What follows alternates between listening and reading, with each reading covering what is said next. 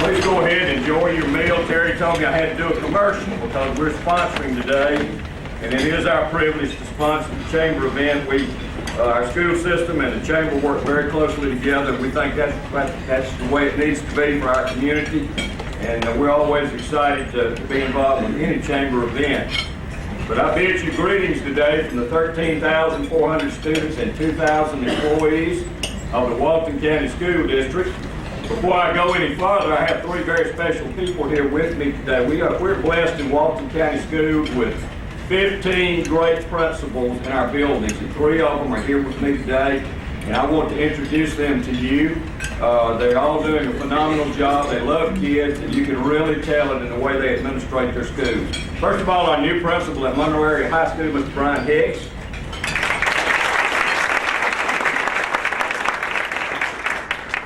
And a relatively new principal at Youth Middle School, and of course all of these folks have been in our system a number of years, but David Todd is here from Youth Middle School. And a Walton County girl from a long time ago, Miss Cammie McGahee, is here from Loganville Elementary School. I appreciate them very much and their colleagues that work so hard. It's a real pleasure to sponsor today, not only because we enjoy doing it, but because the Community Schools is going to be the program today, and they're a very important part of what we do for our students here in Walton County. So we're really excited that they're providing the program today. I think Brian Hicks is part of that program over there. You know, when businesses do a commercial up here, and many of you are from businesses, you talk about your products and your services and what a good job you can do with whatever product or service that you render for the community. But we got the best deal of all for you. Best deal. You can drop your child off at 4 years old in pre-K and pick them up at 18 with a high school diploma. What better deal is there than that? When you pick them up with that diploma, they're ready for college or technical school, and in a lot of cases, they've got the Hope Grant or a scholarship to help you pay for it. This gets better. We're not only going to teach them the academics, we may teach them how to play a sport or how to play a musical instrument. We give them appreciation for their parents. I know that's an old concept, but we try to do that in our schools. We teach them respect for their elders. That's really an outdated concept. And how to follow rules and a number of other important life skills. We'll also provide caring adults in our schools who will love them as their own children for those years that they're in school. So that's my commercial today, and I don't think there's a better product or service from any organization than what we can provide to our community. Thank you very much.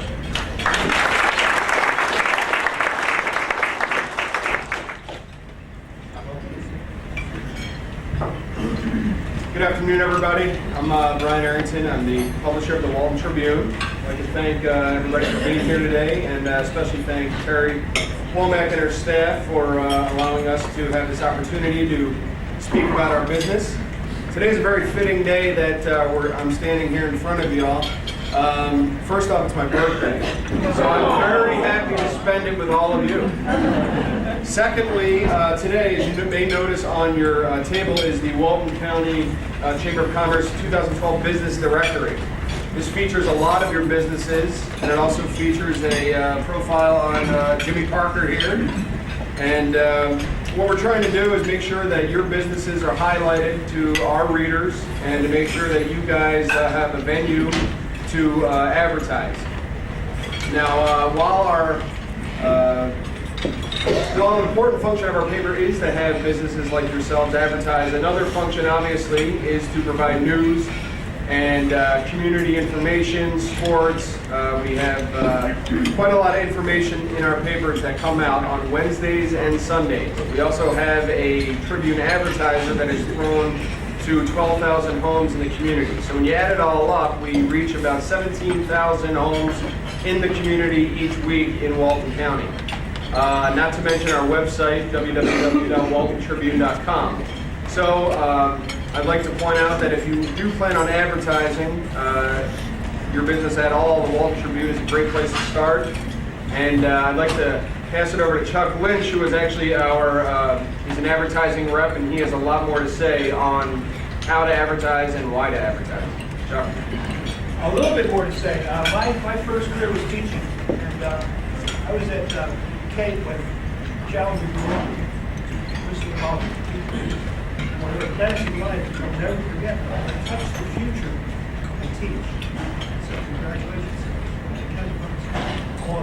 Please take the message back to the church, back to the schools. Okay?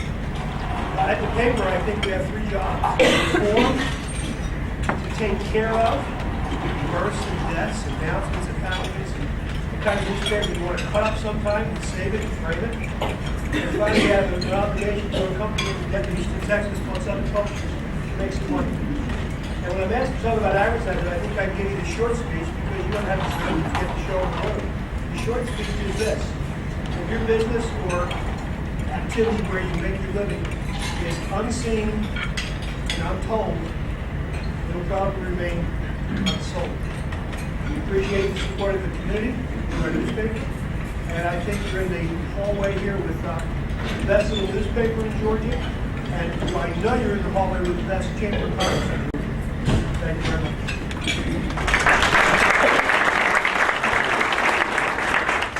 So in closing, I'd just like to point out again, everybody take a look at the book that's on your table today. It has quite a lot of information. A lot of you are prominently placed in there. We're going to have allow you to take these copies, and they'll also be available at the Chamber of Commerce, as well as in today's paper. You can always get them at our office in case you'd like to hand out some more to some of your clients. That's all I have. Appreciate it.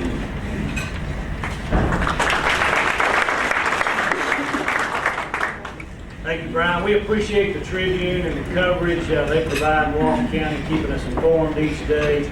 Definitely appreciate the work that Walton County Public Schools do to make our community a better place. And you principals and teachers in the room, don't underestimate the influence you have. I'm a product of Walton County Public Schools, as is our speaker today, as is our commission chairman, as is our chamber president, several other of you in the room. But I had the privilege to go through Walton Schools, and a man named John Robinson was my middle school principal. He later served on the Walton County Board of Commissioners, which is one of my clients. And every time I stood before him, I felt 12 years old. It took me about 2 years to get over it. You know, you never lose the respect and admiration you have for your teachers. And never underestimate the influence you have on these children. So now I'll introduce our speaker for the day, Miss Angela Yarman. Many of us know Angela as Executive Director of United Way of Walton County. This is a position she's held for the last 10 years.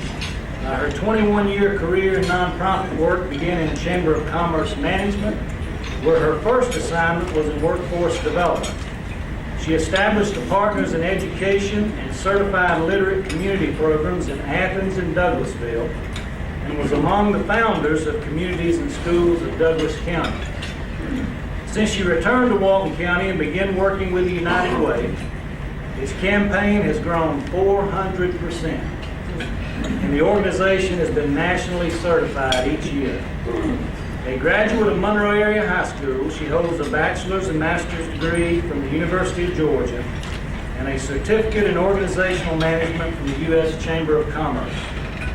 She is a graduate of Leadership Douglas and the Regional Leadership Institute of Metro Atlanta, and was recognized with the Community Spirit Award by the Walton Tribune in 2007. She is married to Greg Yarman, a teacher at Sharon Elementary School, and has 2 sons, Christopher and Daniel, who attend Walton County Public Schools. And 3 years ago, we were blessed to have her join Communities and Schools of Walton County as its Executive Director. I tell you, Angela I've known her for 30 years, and she has a trait that is key to being a leader in this community. She has a heart for Walton County, but she also has a heart for children. I'm a proud member of the CIS board, I'm excited that you all get to hear a little bit about what they do in this community every day. It's a side of Walton County we don't always see, but it's vitally important that we get involved and do what we can to help. You know, one part in this paper, Brian and I were talking about this chamber special, and he asked what my vision was for the future of Walton County in 20 years. And I said, I don't know what Walton County will be like. You know, we can sort of take what the folks that came before us left us with and be good stewards of that. We can lay plans for the future. But if you want to influence the future of Walton County, you go read a book to a kindergarten class at school, or get involved in helping children achieve what they can. That's the future leaders of the county. So with that, Angela, I'll turn it over to you.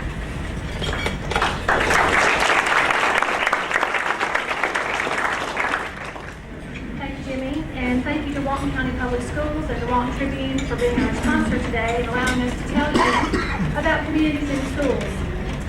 I'm going to begin with a brief overview of our organization, and then we have Brian Hicks, the principal at Monroe Area High School, and Jody Weber, the principal at Social Circle Elementary School, and Chelsea Smith, who is one of our students, and Bill Abbott, who is one of our board members. And I hope that between the five of us, you'll come away today with a clear picture of who we are, what we do, why it matters, and how you can get involved. So to start with, let me just tell you that Communities in Schools is the nation's largest dropout prevention organization.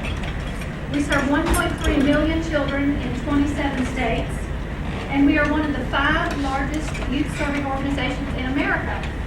Now, when you think of youth-serving organizations, what comes to mind? Can anybody give me an example? Youth-serving organizations? Boy Scouts, Girl Scouts, Boys and Girls Club, 4-H. You're not thinking communities in schools, are you? Doesn't come to your mind. And why is that? Well, it's because CIS was founded 30 years ago, and we've gone about quietly working inside schools to provide programs to help students overcome barriers to success and graduation. And we've been in Walton County for more than 10 years, but we've been so quiet that most people have never heard of us, and most students think that the services that we provide for them are just something that a lady at the school does for them. And we do have ladies at the school, they happen to be ladies, but the kids don't often realize that this is a Communities in Schools program that they're receiving. We are a nonprofit charity, community-based charity, and while we value and want to preserve the seamless nature of our relationship with the schools, we have realized nationally that if we want to expand our resources and serve more kids, we have to become more visible in the community. So this is a great opportunity for us today to come and tell you a little bit about our program. It's been our top priority this year to spread the word and get more people involved. And I hope you're beginning to see and hear about us in a variety of ways. One of the ways that we've tried to reach out to the community is by recruiting smart, energetic, compassionate, and well-connected volunteers. And I'd like to ask all of our board members who are here today to please stand and let me recognize you. I try to make a note if I saw you, but let me get all the board members to stand up and tell you who they are. First, we have Keith Prather. Keith is with Liberty First Bank, and he's our treasurer. We have Gary Hobbs, the superintendent of Walton County Schools. Jimmy Parker, you know Jimmy with Precision Planning. Jimmy has led our fundraising campaign last year. Nancy Kinsey with the Development Authority of Walton County. She serves on our site team for Monroe High School. Brian Arrington with the Walton Tribune. He's our public relations chairman. Isn't that great? Keith Taylor with Walton EMC. He is leading our fundraising campaign this year, along with Bill Abbott from Athens First Bank and Trust. Bill also chairs our Career and College Expo, which you'll hear about in just a few minutes. And did I get everybody? I think I did. Oh, and Jimmy Hogg, I saved him for last, because I want to tell you about Jimmy. Jimmy is our board chairman, and I just couldn't ask for a better person to be in the leadership of Communities in Schools. Jimmy is a former teacher, principal. He's worked with the State Department of Education in career tech. He's been an HR manager at one of the largest industries in the community, and now he's the campus director of Athens Technical College. You just don't find a better combination of experience and perspective of somebody to lead our board than Jimmy. I'm blessed to have him and all of our board members. Let's give them a hand.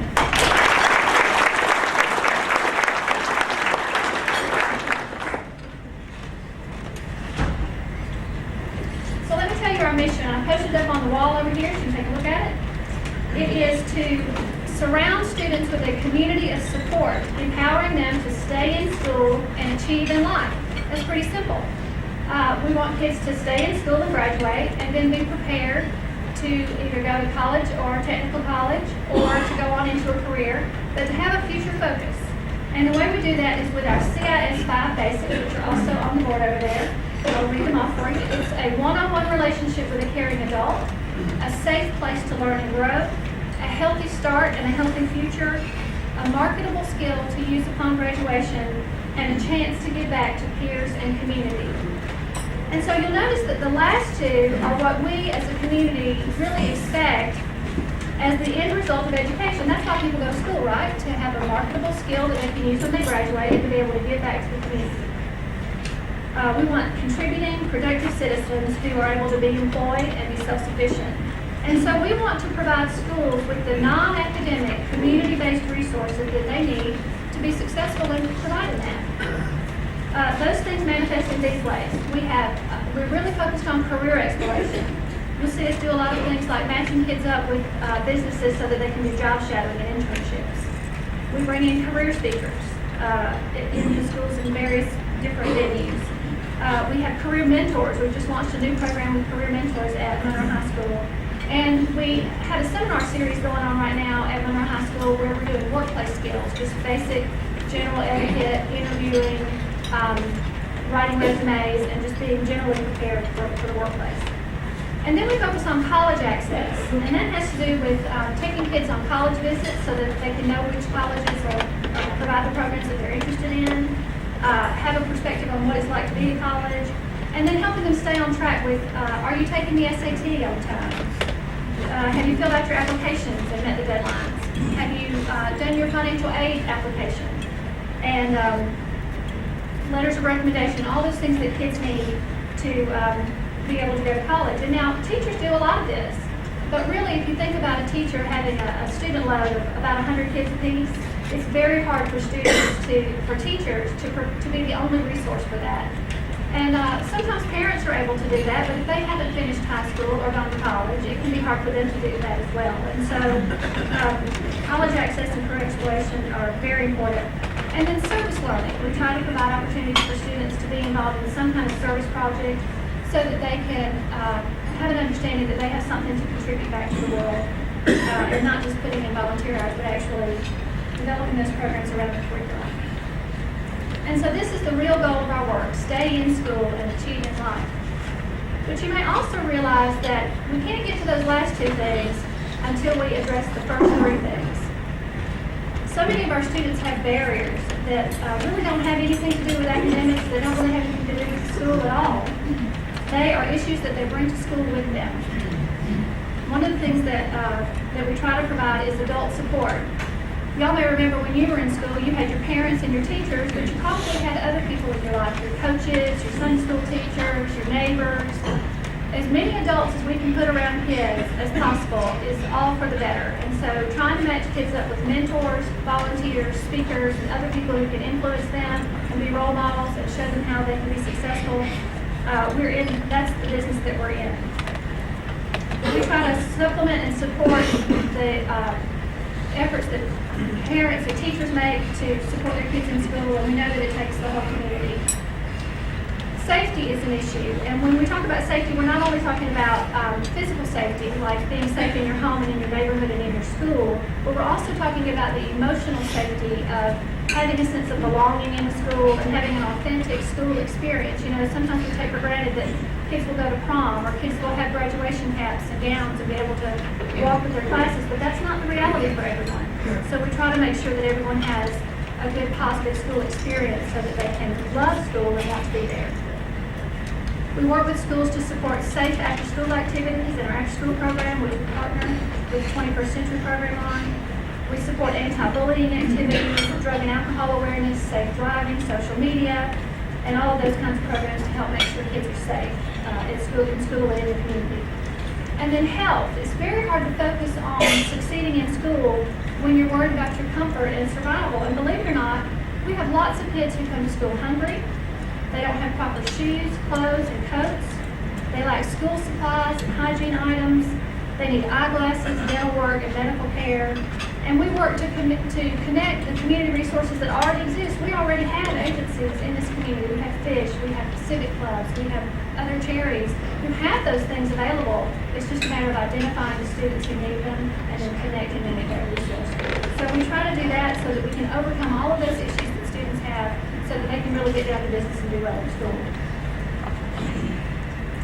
We deliver all of these programs through a committee that is made up of school officials in the school and community volunteers, and we have one of those committees at every school we serve. That group is called a site team, and that site team makes an annual plan to provide programs for the whole school. Some of the projects that we do in career exploration and anti-bullying and those college access, those things are provided to the entire school. And then we look to identify the students who could benefit the most from one-on-one support, and our site coordinator works with them individually. That site coordinator is a person on our staff inside the schools, and they lead the implementation of the committee's plans. And I'd like to recognize our site coordinators at this time. Would y'all stand up, please? We have Melissa Wise, who is at Walton Grove High School. She's been there since Thanksgiving, doing a wonderful job. And Ivy Porter, who is at Monroe Area High School. Some of you may know Ivy. She used to work for the Chamber, and she's at Monroe High School, also been there since Thanksgiving. And then Deborah Rakestraw, who is at Social Circle Elementary School. Deborah's been with us about 2 years now. And Deborah has completed our National Certified Site Coordinator training. Ivy and Melissa are currently enrolled in it. And we have one other site coordinator who's not able to be with us today because she actually has a program going on in her school right now. At Carver Middle School, they're doing a career exploration today. And her name is Amy Honeywell. All of our site coordinators are going through extensive training to really be good at their jobs, and they're wonderful. We're so lucky to have them. It's truly where the rubber meets the road. Our programs are only as good as our site coordinators, and we are extremely blessed.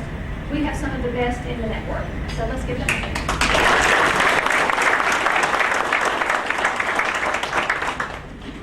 There's a lot more that I can tell you, but we're on our lunch hour. And so I'm going to move on now and ask two of our principals to come on up and tell you about how CIS is working in their schools. The first is Brian Hicks, who is the principal at Monroe Area High School, and he will be followed by Jody Weber, who is the principal at Social Circle Elementary. So please roll.